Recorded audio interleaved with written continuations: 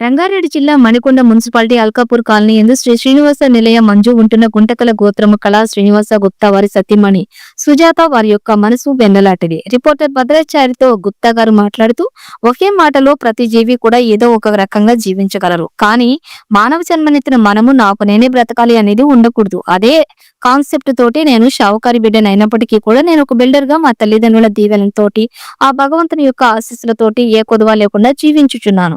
ప్రస్తుతం నా దగ్గర ఒక 400 మంది వరకు పనిచేస్తారు.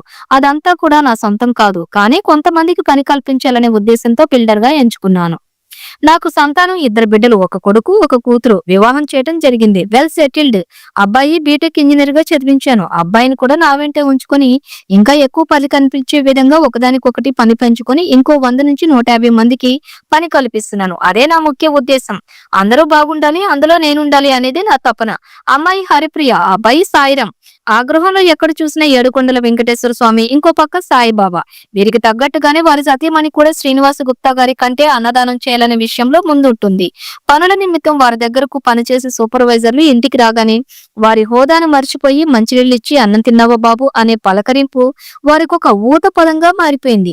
ఇప్పటికీ 10 మందికి భోజనం రెడీగా ఉంటుంది ఎప్పటికీ కూడా. ఇలాంటి ఆలోచన పరులు భగవంతుడు వారికి ఆశీర్వదించి అవకాశం ఇప్పిస్తే రాజకీయ రంగ ప్రవేశం చేసి బీద సాదా అని తేడా లేకుండా కలుపుకుపోయే గుణం కూడా కలవారు శ్రీనివాస్ గుప్తా గారు. రిపోర్టర్ భద్రయ్యాచారి. నాకు ఈ యొక్క ఆనందాన్ని పంచినందుకే కాదు, ఒక సాయిబాబా భక్తుడికి ఈ విధమైన ఆలోచనలు మామూలుగా ఉన్నప్పుడే ఈ విధంగా ఉంది.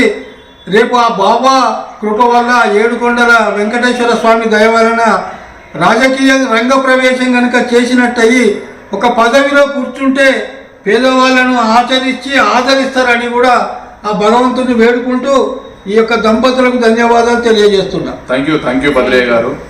థ్యాంక్ యూ అమ్మా. ఇప్పుడు మీకున్న మా ఆలయలో పరిచయమై యూట్యూబ్ ఛానల్ అధినేత భద్రాచారి గారికి మా ఇంటికి వచ్చినందుకు మేము ఆయన వయసుకు ఆయన ఆలోచనలకు